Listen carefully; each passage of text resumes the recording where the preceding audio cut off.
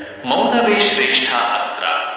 ಯಾರಾದರೂ ನಿಮ್ಮನ್ನು ಅವಮಾನಿಸಿದಾಗ, ನಿಮ್ಮ ಬಗ್ಗೆ ಕೆಟ್ಟದಾಗಿ ಮಾತನಾಡಿದಾಗ, ನೀವು ತಕ್ಷಣವೇ ಉತ್ತರ ನೀಡುತ್ತೀರಾ ಅಥವಾ ಮೌನವಾಗಿರುತ್ತೀರಾ? ಬುದ್ಧನು ಒಂದು ದೊಡ್ಡ ಸತ್ಯವನ್ನು ಬೋಧಿಸಿದ್ದಾನೆ. ಕೆಲವೊಮ್ಮೆ ಮೌನವೇ ನಮ್ಮ ದೊಡ್ಡ ಶಕ್ತಿ.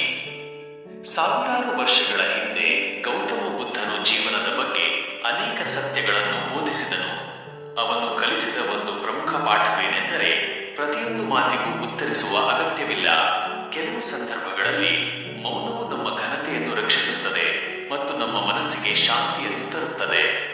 ಬುದ್ಧ ಮತ್ತು ಕೋಪಗೊಂಡ ವ್ಯಕ್ತಿಯ ಕಥೆ. ಒಮ್ಮೆ ಬುದ್ಧನು ತನ್ನ ಶಿಷ್ಯರೊಂದಿಗೆ ಒಂದು ಹಳ್ಳಿಗೆ ಪ್ರಯಾಣಿಸುತ್ತಿದ್ದನು. ಅಲ್ಲಿ ಒಬ್ಬ ವ್ಯಕ್ತಿಯು ಬಂದು ಬುದ್ಧನನ್ನು ಅವಮಾನಿಸಲು ಶುರು ಮಾಡಿದನು. ಅವನು ತುಂಬಾ ಕಟುವಾದ ಮತ್ತು ಕೋಪದ ಮಾತುಗಳನ್ನು ಆಡಿದನು.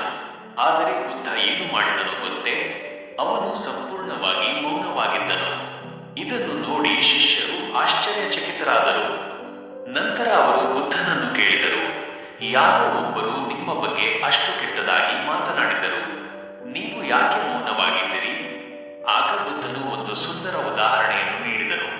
ಒಬ್ಬ ವ್ಯಕ್ತಿಯು ನಿಮಗೆ ಉಡುಗೊರೆಯನ್ನು ನೀಡಿದಾಗ ನೀವು ಅದನ್ನು ಸ್ವೀಕರಿಸದಿದ್ದರೆ ಆ ಉಡುಗೊರೆ ಯಾರಿಗೆ ಸೇರುತ್ತದೆ? ಶಿಷ್ಯರು ಉತ್ತರಿಸಿದರು, ಅದು ಅದನ್ನು ನೀಡಿದ ವ್ಯಕ್ತಿಯ ಬಳಿಯೇ ಉಳಿಯುತ್ತದೆ.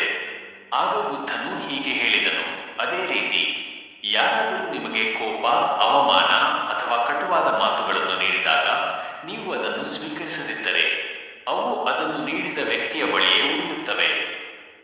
ಜೀವನದ ಪಾಠ. ಜೀವನದಲ್ಲಿ ಪ್ರತಿಯೊಬ್ಬರೂ ಅವಮಾನ ಮತ್ತು ಕಟುವಾದ ಮಾತುಗಳನ್ನು ಎದುರಿಸುತ್ತಾರೆ. ಆದರೆ ಪ್ರತಿ ಬಾರಿಯೂ ಪ್ರತಿಕ್ರಿಯಿಸುವ ಬದಲು ಮೌನವಾಗಿರುವುದು ಜಾಣ್ಮೆಯ ಸಂಕೇತವಾಗಿದೆ. ಬುದ್ಧ ಕಲಿಸಿದ ಪಾಠವನ್ನು ನೆನಪಿಡಿ.